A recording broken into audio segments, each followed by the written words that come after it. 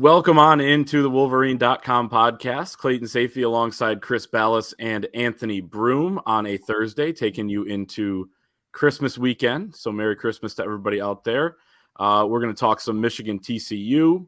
We will get into a couple new additions for Michigan in the transfer portal, talk some hoops at the end, but we are nearing Michigan and TCU finally in the semifinal. Next week, it'll really get real.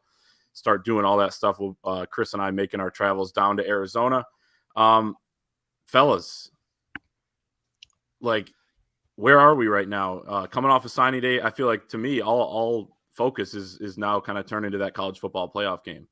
Yeah, I'm a little under the weather. Thanks for asking. But we're dealing with it, man. It's hard.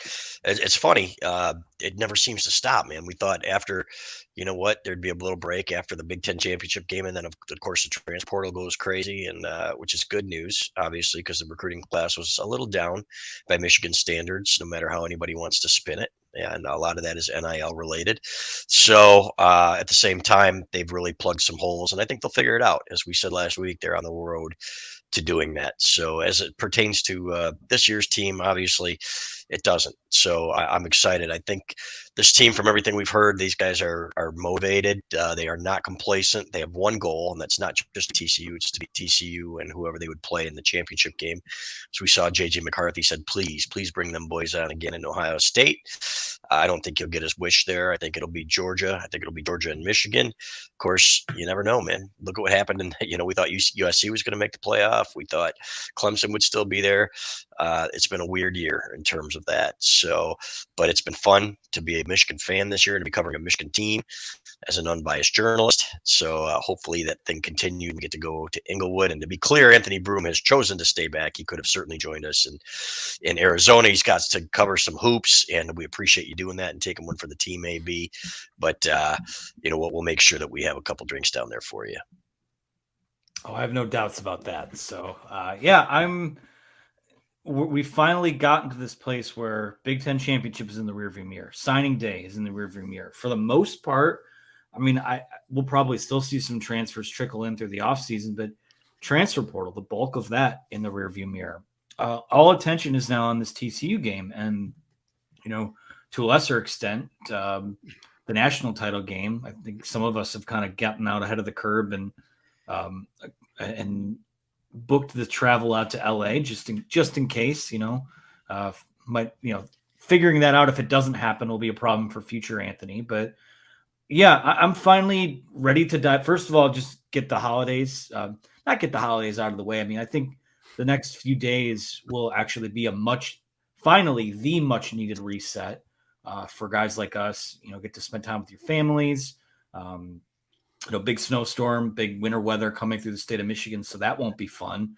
But we're battening down the hatches for that. But other than that, once we hit, Christmas Eve Saturday, Christmas Sunday, Monday is game week. Really, Sunday is technically game week. So those guys will make their way down to Phoenix. You guys will make your way down there. It's just about here. And we thought, when you go through that college football playoff show and you realize, oh, wow, it's whatever, December 4th, and they don't play a game until December 31st. You're like, wow, it's going to be a long wait. It hasn't been. I mean, it's absolutely flown by.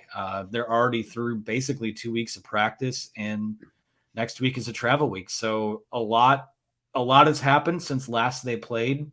But I think, the first thing that people ask is, what's the intel? What's the intel out of practice? What are injuries like? Things are a lot more locked down than they were last year. Last year felt like a month-long victory lap, so to speak, and then whatever happened in the playoff. This feels like business, and I think the fact that we haven't heard a lot is a testament to just how locked down things are in that building right now. Yeah, I do want to say we're such sick people. The fact that, get the holidays out of the way is because there's a football game coming. And that's jackhammers. Yeah, it's an interesting life, but it's a little different when you're not playing in the Citrus Bowl. It's true. It's not just tacked on. It's true, and we've been waiting for this thing really since Indianapolis, so it'll be really fun. I do want to talk about something that both of you guys brought up individually and in different ways, is kind of the mindset of this team, because every single player that we've talked to has spoken about this, where it's last year, I forget who said it. I think it was DJ Turner who said, it was more the distractions kind of got to them a little bit more last year of kind of being on that stage. And he said the moment was not too big for them. He definitely pushed back on that. But just the fact that this team has now been there, gone through that experience, it's not the craziest thing in the world that they're here. They've actually been working for 11 months, 12 months to get back to this point where I think now they have that confidence. And you're playing a team like TCU that is in this moment for the first time. Not saying they can't win or the moment's going to be too big for them, but it certainly is advantageous to be in this spot as opposed to last year. And I feel like a lot of those guys, think of the players that were on the field after the game last year when they lost to Georgia, watching the Bulldogs celebrate. They're thinking about getting back to that moment. As Chris, you mentioned, also winning on that next Monday night. When they got off the bus and they were wearing their bougie Jordan gear and their shades and their bling and all that, I'm going to quote Chris Rock here. Maybe you need your ass kicked, So I hate to say it, but it was like, come on, guys. You know what? Let's get those blue collar shirts back on. That Jim Harbaugh gets them with the guys at the refrigerator repairmen and people like that were wearing. And let's get back to basics here. So because that was like, hey, you know what? Maybe you're taking this thing, a little too far here. But at the same time, Georgia was just a much better team. Let's be honest. Last year, they're still the best team this year. There's no question in my mind, but they are beatable. This is not a generational defense that they're going to put on the field this year, and you got to beat TCU to get there first. And I don't think it's going to be as easy as some people think. I think that offense is going to move the ball. I think they've got some skill position players that are playing the NFL, and they got a quarterback who has absolutely got a set of brass balls. So I am excited to see the game. I think that Michigan will run on them. I think Michigan will be prepared, but do I see this going? Everybody's like, oh, it's going to be one of those, TCU doesn't belong in their type of games. No, I don't. I think that they're going to move the ball a little bit. I think this will be a game going into the fourth quarter. I could see it too. This is a TCU team where they are, even if Michigan gets off to a hot start and say they're up, 10, 14, 17 points at the half, similar to Michigan, TCU is a second half team that has lived on the razor's edge all year long. So in order to kill them, you just have to keep playing and you have to ride out the game. And it's going to be, I think it's going to be a 4-quarter game. And I don't know that Michigan can afford to get off to a poor start. We've seen, they go down 10-3 in that Ohio State game and they were able to fight back from that. But this is still a Michigan team that I don't know if they're exactly built to play from behind or anything like that. So, but by a big margin. So getting off to a quick start will be critical for them. Max Duggan is a guy he's going to play, but he declared for the NFL. I know they're wide receiver. They have one of the best wide receivers in college football, one of the best cornerbacks in college football. So this isn't like out, it seems like last year, Cincinnati got in and was just cannon fodder for Alabama. I don't know that this TCU team is that. Now, do I think this Michigan team has another gear to it that, even in the Ohio State game for 60 minutes, did we see? No. I don't know that they played their best 60-minute football game yet. That may have been the closest to it, but yeah, they have to – this is not a layup. And, if you ask me today if I think they're going to win, I think they will. If you ask me who I think they're going to play, I would say Georgia. Would you rather see Ohio State? Maybe. I think we know what they are. We've talked about that. I don't think this team is afraid of either outcome, but you have to handle the business that's in front of you first. So I've already kind of broken my own rule in terms of looking ahead, making plans for the trip to LA and things like that. But this is not a team and a program that should do that. And the way that they're cut, the cloth that they're cut from, I don't think that there's any looking past them. They have a lot of respect for TCU. We've heard the players rave about Max Duggan. We've heard Jim Harbaugh rave about Max Duggan. They are on high alert for this team. And I actually think that having the extra time to prepare for them is going to be a benefit for them in this case. We talk about TCU, second half team, kind of like Michigan, comebacks all year long. I do wonder this, and it's something I'm scheduled to talk to a TCU writer tomorrow, but I want to ask, what went wrong in some of those games where they had to come back against some not so great teams? Michigan has a similar story. You could talk about the Rutgers game and things like that, but it wasn't coming down to the end final drive against, a team like Baylor for TCU. For Michigan pulled away much earlier than that. And I think, that shows quite a bit about Michigan. So I do want to ask about that, because the Big 12, some of those teams, they were down to the wire to, not necessarily, the best teams, but I do wonder how that plays into it. But at the same time, they have that quality where if it is a close game at the end, they're going to be really damn tough to beat with Max Duggan at quarterback and the weapons they have. Baylor's a hard team. They're tough. That's a tough place to play. Number one. Number two, Michigan, Illinois. We can come right back to that one and say, you know what, Michigan needed a last second field goal. Right, exactly. So, I mean, I think a lot. I think it's overplayed. And I've said this before. I think if you put Oklahoma jerseys on TCU, and I'm not saying that they were as talented as those Oklahoma teams that made the playoffs, but everybody'd be like, wow, this is going to be one hell of a game. And I think there are some qualities there, especially in the quarterback play and the type of offense that makes TCU formidable in this game. So you know what, I'm anxious to see how they do against the run too. What we saw, the one time I watched TCU start to finish was against Texas. They took away the running game. They had a great run game scheme and made Ewers try to beat them. He couldn't. JJ McCarthy's, I think, more equipped to do that. But to me, it's going to come down to what it's come down to all year. You got to run the ball a little bit. You got to protect the ball.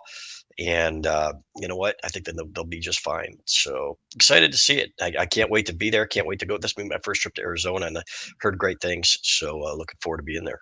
Can I make one last point on that too? Sure. Because there are going to be people who watch this and inevitably go, "Oh, you're not confident in Michigan, and you're not, And if Michigan goes out and beats the brakes off this team, you guys weren't confident, and you guys, we know how that goes. We're just telling you the dangers of the team that they're playing. Right. This is not a group of 5 team that had a magical season. Now, it was kind of a magical year. TCU wasn't supposed to be anywhere near this good, but they're well coached. Their quarterback, to use your phrase, Chris, has brass balls. I think they make timely plays on both sides of the ball. It's going to be a battle, and I'm looking forward to seeing how it plays out. And it takes some good fortune, guys. They had some lucky plays where that went their way in some of these games that allowed them to be there. So, and I'm glad they did, because I like them in there rather than Alabama, for example. And, some new blood in there. I think it's great, no matter how much Nick Saban was crying about his 2-loss Bama team should have been there, so on and so forth. Now go home and grab a beer, Nick, and watch it on New Year's Eve. We'll be thinking about you. AB, I just want to say this to you. Don't let the haters hold you back, man. Don't. They don't. Yeah. They won't hold me back. That's right. They won't beat Ohio State. I'm just That's protecting you guys. That's great. Yeah, some guy, again, man, it's unbelievable, these people. How dare you pick against Michigan without Blake Corum at Ohio State? You guys suck. Well, you kind of suck. So anyway, that's cool. Merry Christmas. Spicy. I'm sick. I'm sorry. Yeah. There's the gift. The people on YouTube. That's why we pay Hutch the big bucks on the production side. He's nodding there in the background. So we will leave that there. I do want to ask you guys one more thing about looking ahead, Anthony. I do apologize for looking ahead to a potential national championship game. But first, let's talk about our friends at Prize Picks. Football season is still here. There isn't a better way to enjoy watching your favorite team than by playing daily fantasy with our friends at Prize Picks. Prize Picks is the simplest form of real money daily fantasy sports and just pits you against the numbers. Whether you're a fantasy sports nut or a casual fan looking to add some excitement to the games, Prize Picks is the perfect game for you. It's the best way to have action on the game in states like Michigan, Kentucky, Alabama, Florida, Texas, Georgia, and over 70% of the United States. Prize Picks is currently operational in over 30 states and Canada, not Ontario. Simply select 2 to 5 players, predict if they will go more or less than their Prize Picks projection. You can win up to 10 times your money on any entry. This week, I will let our friend Chris Balas go first because Thanks, we don't want anyone to accuse him of stealing some of my money. Yeah. Have we been winning? Because I haven't paid attention. So I don't know. I may need a refill on my account if Prize Picks there you have it. That's why I don't think we've been winning that much. I don't need to be following you here, obviously. I like Jared Goff over more than 245 yards passing at Carolina. I just checked the weather forecast, folks. It's going to be 38 and sunny. A little chilly down there. So I think he's going to go with those receivers that are a little more used to the cold. And I think Amon-Ra St. Brown's going to be less than 76.5. So this is taking into account all the meteorological aspects and everything else. So put a lot of thought into this one this week. Clay, if you want to use that, you can. We need to get back on the winning side here. So feel free to copy me if you need to. That is fair. And for the people that don't know, CB almost was a meteorologist. And I would have been was. a damn good one, too, from what I've Thank you. seen. So Yeah. I am going to overlap on one of those, but I do have Trevor Lawrence, who's playing really good football right now, more than 208.5 passing yards. And then I will take Amon-Ra St. Brown. I'm actually going to go more than 76.5 on that one. So we'll see who wins on that. Yeah. We got to go head to head. Clay is always very competitive, and that's good, man. And I hope you're right, because I got to tell you, man, I'm this close to getting back on the Lions bandwagon so that they can rip my heart out and take a bite of it like they did in Dances with Wolves, and just pass it around while I watch.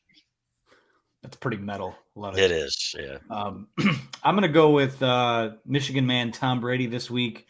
Terrible performance last week. They're kind of fighting for their playoff lives here. So I'm going with more than 265.5 passing yards for him. And then Stephon Diggs and the Bills are going up against the Chicago Bears on Christmas Eve. I have Diggs with more than 64.5 receiving yards. He should honestly double that against the Bears, who are toilet water. They are toilet water, and they're toilet water even when they're good. So yeah, I'm a little spicy today. I do want to say too, for the people that said, "How are you going to watch them eat your heart?" Wouldn't you be dead? No, go watch Indiana Jones and the Temple of Doom, and you'll see how it's possible. I know Anthony and Broome probably knows about it. Clayton's probably gonna have to go watch it and see what the hell I'm talking about.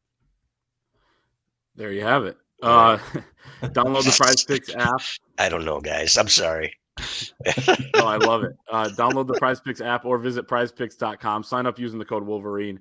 Get an instant 100% bonus up to $100 on your first deposit. So if you deposit $100, Prize Picks will give you $100. If you deposit $50, they'll give you $50. Don't forget that's the Prize Picks app or prizepicks.com and the code Wolverine to claim your bonus today. Take the viewing of your team to the next level this season. Let's look ahead real quick to the national championship game, because we were in our Thursday chat today and answering questions from our great subscribers at thewolverine.com. And a lot of them over the last few weeks have been, would you rather play Ohio State or Georgia in the national championship game? And it's not really something we've talked a ton about here, but it is a very real possibility that we get a Michigan-Ohio State rematch in the national title game. I think Michigan will win. I think Georgia will win. But I do think Ohio State has a chance to beat Georgia. I still think they have a lot of talent. It's been a month in between games. And then I'll say this too. If Ohio State beats Georgia, you're looking at, it's not the same as if Michigan or Ohio State were playing right now. You'd be looking at an Ohio State team that just beat Georgia and is now in the national title game, month removed, ready for revenge. So it would be a little bit different. But here's my question. If you're a Michigan fan, do you want to play Ohio State or Georgia? Because you can look at it a couple different ways. One, I think Ohio State gives Michigan a better chance to win a national championship. But two, there's a lot to lose there. If you do lose the game in terms of the rivalry, you kind of give them not control again, but really the bigger win out of the last three, and then they're kind of rolling again heading into the next season. So how do you guys kind of view that whole thing? Just like that. There are positives and negatives, and you want them to stew in their loss and in their misery for a year, right? At the same time, Michigan can beat Ohio State again, and can you even imagine these people would just be absolutely, this would ruin their year and this might ruin some of their lives. They might be moving out of the country and just like questioning their will to live and everything else. And I'm only half joking. If you've seen some of these videos of these people, I'm medicated, folks. All right, now I'm heavily medicated. I'm sick, so bear with me. Any complaints or anything like that, we understand. But these people are a little bit nutty like that. So there's a lot to gain. There's a lot to lose. So you know what? It almost makes the win at Ohio State, it minimizes it a lot if you lose to them in the championship game. There's no way around it. So that's one way to look at it. But optimists and half glass full people would say, let's go kick their ass again. So to me, I'm on the fence. I really wish I could give you a definitive answer, but you know what? I'd like to see Michigan, Georgia, because I want to see Michigan get another shot at Georgia for what happened last year. But that's just me. It certainly isn't because we're scared of a team that Michigan has just beaten the shit out of the last 2 years. Yeah, I think I'm split on it too. I mean, with Michigan and Georgia, it would be, when we get to these national championship games, even like when Michigan doesn't play in them, like I want to see the best two teams in college football play each other. And throughout the course of this season, Michigan and Georgia have been undefeated and are the best two teams in college football. When it comes to, listen, I'd take Ohio State again in a heartbeat. And I know there are guys in that building that want another shot at Ohio State. I mean, they'll play. Obviously, at this point, you'll play who's ever in front of you. You kind of have to. But, even I just – you look at the mental fragility of that program right now. If they thought Michigan was physical with them, wait till you see what Georgia does. I mean, Georgia-Michigan is a thing where it's like Godzilla versus King Kong, where you've got these two behemoth physical monsters of these two teams going up against each other, where Ohio State, I think if you punch them in the mouth, they'll wilt. I mean, even as recent as yesterday, Ryan Day is up on the podium complaining about people recruiting their guys, even though they're committed. Newsflash, your predecessor was famous for doing that. Mm-hmm. I think that mentality starts at the top. I think that it's a program that makes excuses for itself. It's a program that is just, I don't think this Ohio, I'll say, I have no issue saying it here, and someone will clip it and someone will old take expose me, and that's fine. But I don't think this Ohio State program is cut out to be a national title contender. It wasn't last year. It's not this year. And that's what you do when you build your entire team out of 5-star wide receivers. They can't all play in the trench. I mean, they can't play at the same time. They don't play in the trenches. They don't play defense. Some of them might convert to defensive back, but they blow coverages back there too. I have zero issue with seeing Ohio State again because we know what they are.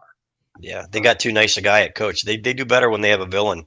I wrote that on the message board today. They need a villain at the top, and they just don't care, and I think they'll probably get back to that eventually. Maybe Ryan Day will go to the pros or something like that, but he's too nice a guy for that program.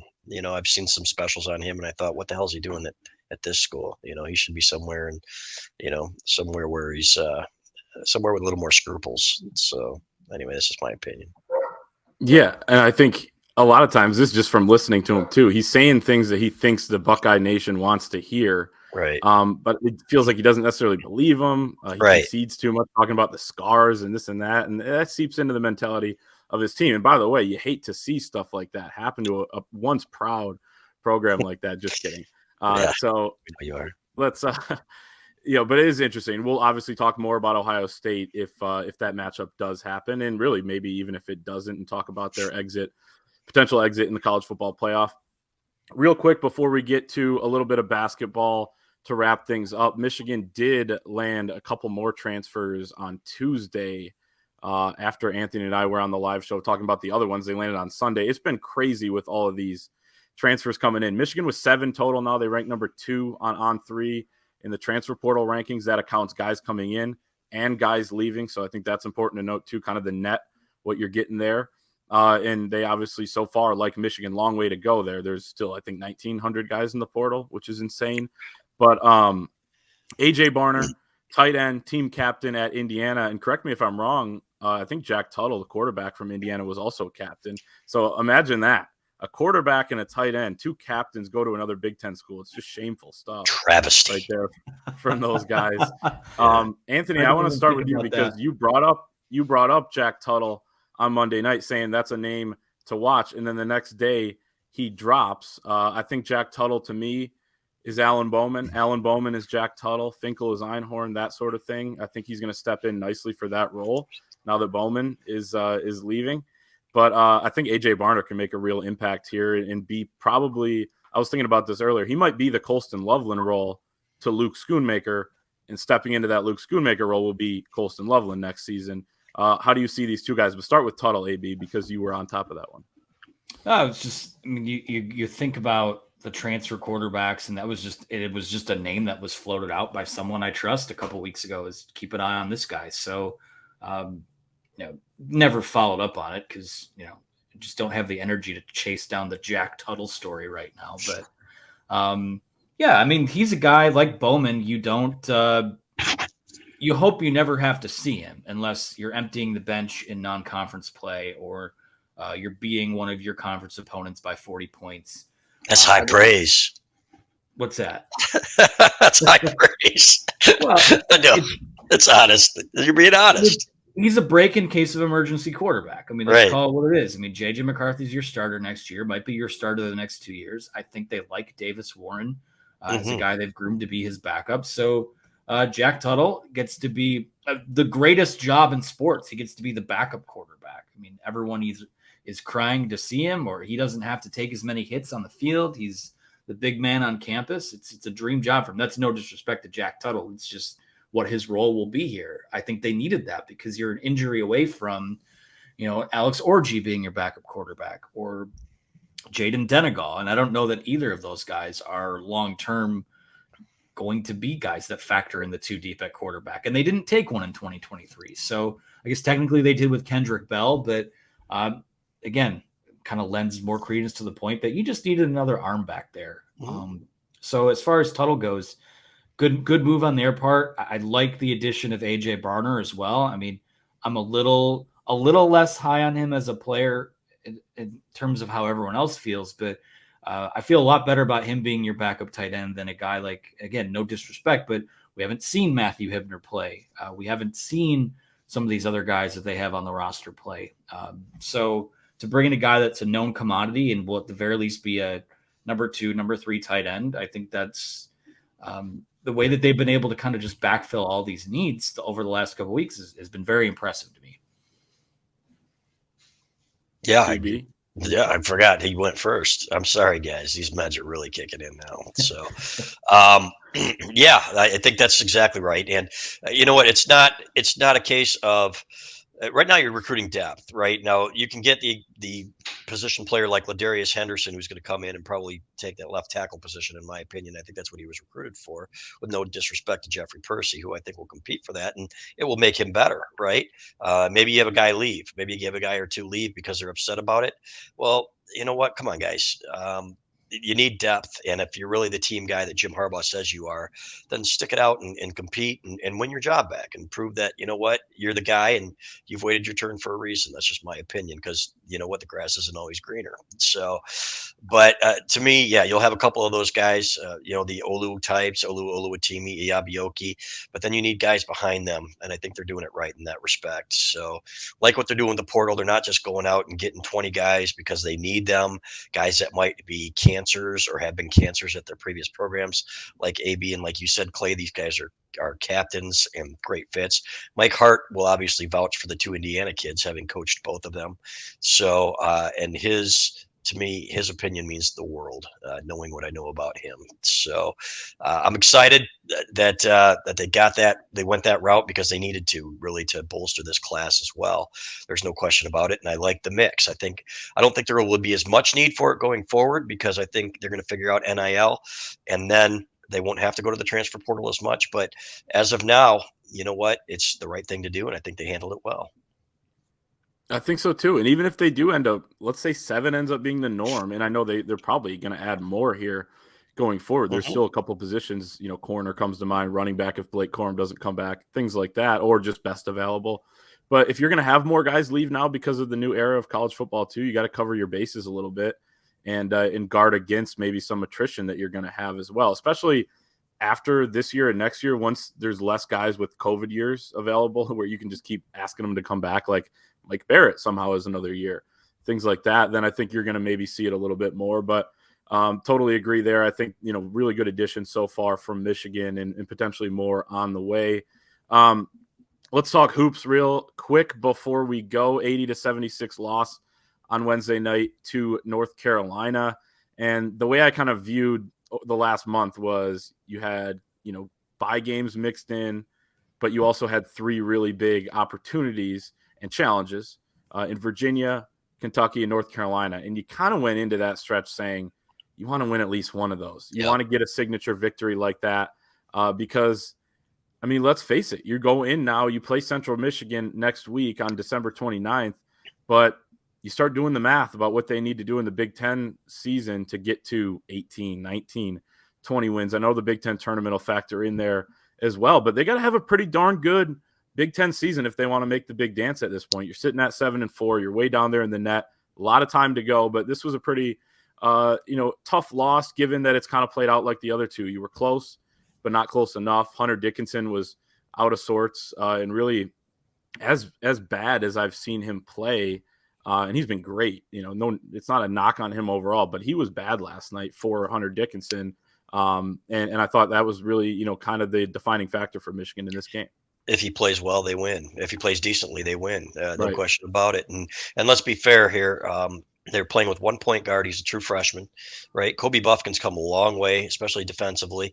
Chet Howard played better defensively last night. They could have won that game.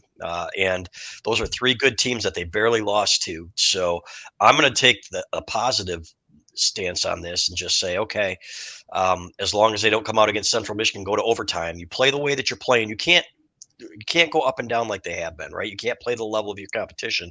You got to come out and play hard. I don't need to hear excuses about, we went overseas or we had exams. Everybody else does too. Come out and play the way that you can play, and you'll be okay. So, but they've got to beat Penn State and Maryland. I think they play them both at home, or they play Penn State on the road. I'm not sure.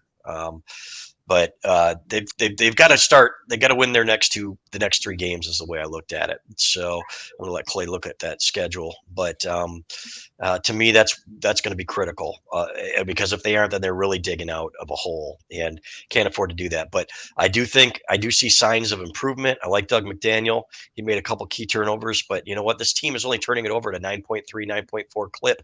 Guys, you know what? That's really, really good for a team with a lot of new pieces. So I think they'll get better as they play more together. There are still some deficiencies. The 4 spot, Terrence Williams does some good things, but doesn't shoot well enough. Hasn't been shooting well enough from that 4 spot to really give them what they need offensively, even though they run some really good stuff there. But defensively is where they really need to improve, guys. I don't think there's any question. Schedule, looking at it, sorry, before you hop in, AB, just to clarify for the people, Central Michigan next week, as we mentioned, on New Year's Day, Maryland at home, then it is Penn State at home. Okay. On that Wednesday, then you go got to win at Michigan State, at Iowa. So, yeah, you're kind of looking at that stretch right now where you get these next 3 home games, and you really got to take advantage of that so you don't set yourself even more back. Yeah, I mean, they'll destroy Central Michigan. My alma mater is probably not too far away from calling me to see if I have eligibility remaining. Just a complete black hole of a basketball program. But so that'll be a nice little tune-up for them. They'll play 2 or 3 days later, New Year's Day, they'll play Maryland at home. They got that Penn State game. Ken Pom has them basically as like coin flip games right now. I mean, the way I see it, though, like you absolutely have to win those. Mm-hmm. The only quote unquote resume win that they have right now is, or maybe you want to say 2, a blowout win at Minnesota doesn't do much for your resume. I think that Pittsburgh team's maybe a little bit better than we thought they might be, but every opportunity they've had over the last month or so to grab a signature victory, to grab just something to where if you drop a game in Big Ten play, you're still somewhat in good shape. Drop a game you're not supposed to. I mean, you still have somewhat of a resume. They have no resume right now. And the nice thing about this conference that they play in is that we've talked about this numerous times. Every night, almost every night out, unless you play a Minnesota or a Nebraska, is a chance at a resume type of win. And you stack a couple of those in a row, all of a sudden you have something there. But, for this Michigan team, I know I'm with you. I actually like some of the pieces on this team. A big 3 of Hunter Dickinson and Chet Howard and Kobe Buffkin, who I think you could make the argument right now is maybe their best all-around player. That's going to win you a lot. I think that'll win you a lot of games in Big Ten play, but they don't have a backup point guard. When Doug is off the floor, I know Kobe's capable of running the point, but they don't have, they just don't have a quarterback of their offensive sets or anything like that. They're once again, your starting 4 guy is just a black hole when it comes to giving you anything offensively. So there are holes here, and 4 years into Juwan Howard's tenure, that's on him. If we're talking about year 1, year 2, there's some roster deficiencies. Okay, I get it. It didn't help that they lost Jalen Llewellyn, but it is frustrating that this team isn't better than they are because I think they have the pieces to be a team that could crack the second weekend of the tournament. But the defensive effort isn't consistent enough. The shooting isn't consistent enough. And just calling it like it is, I think your star player, Hunter Dickinson, just has not played well enough in those big showdown type of games. Armando Bacot took his lunch money on Wednesday night. I think of that game against Villanova in the Sweet 16 where he played one of his lesser games. I think of games against Illinois where Kofi Coburn kind of took care of him. He needs to be better too. And I'm not going to rag on him for this because how he talks on his own podcast has nothing to do with how he plays, but it is getting a little tiresome to make more headlines for things he said there as opposed to things that he's done on a basketball court to help Michigan win. Also predicted a 20-point win over Arizona State on his podcast, and I'm not ripping on Hunter Dickinson. I love him, but I think Arizona State, didn't they get crushed last night by a crappy team? So that loss looks even worse. They were down 60-25 at one point to, I think, one of those schools that sounds like a furniture store, So they lost I don't know. 97 San Francisco. Okay, never mind. All right, it was all right. Again, that's the medication. It wasn't Gardner White. So, I really wish it was one of those. I do too. Yeah, right. There are some out there. Yeah, and San Francisco's okay, but still 97-60 is a crappy loss. So anyway, there you go. Yes. Let's wrap this thing up, man. I need to go sleep. For sure. Last thing I wanted to mention, because you both, I think you both mentioned Terrence Williams, at least Anthony. He, to me, is a guy that is similar to Austin Davis in this way, where Austin Davis, when you would look at his per 40-minute splits and everything, he was so good. I mean, he was better than Hunter Dickinson if you just look at that. Terrence Williams per 40 minutes was always good as a backup his first 2 years, but those numbers have actually gone down now that he's playing a higher volume of minutes. And he feels like, to me, a guy that you want as more of a role player as opposed to a guy that needs to be – I mean, they leave him open for a reason, and he's still not hitting some of those this year. He has struggled with his shot. I know he's better than that, but that's been an issue. And again, like Kobe Buffkin is stepping up. That gives me a lot of hope because, does he look good? I mean, at times. Yep. And he looks so much better. Complete 180 from a year ago. That's what kind of – it gives you a little bit of optimism, but it also makes that game last night sting because it's like, you got that from Kobe and that from Jet, and you just couldn't get enough from Hunter Dickinson. That's been the exact opposite script for over the last 2 seasons when Hunter's had to carry some of these games. So it's flip side of the coin, glass half full, glass half empty. But, yeah, we'll see how Michigan responds here. And I will say this, you got 3 home games in a row coming up here, but Maryland and Penn State have exceeded expectations in the early going this year, especially Penn State. So, those are going to be tough games. And as Anthony mentioned, KenPom has them essentially as 50-50 games. That's at home. So they're saying that they believe those teams are better on a neutral floor. So we'll see how it plays out. We'll talk more Michigan basketball going forward. But we do hope everybody has a fantastic holiday weekend here. Merry Christmas. Happy Hanukkah. Also, make sure to subscribe to this video. Drop us a like. Head over, follow our coverage at thewolverine.com. As we mentioned earlier, we'll be down there in Arizona bringing you all the coverage next week. Can't wait for that, and we'll see everyone next time.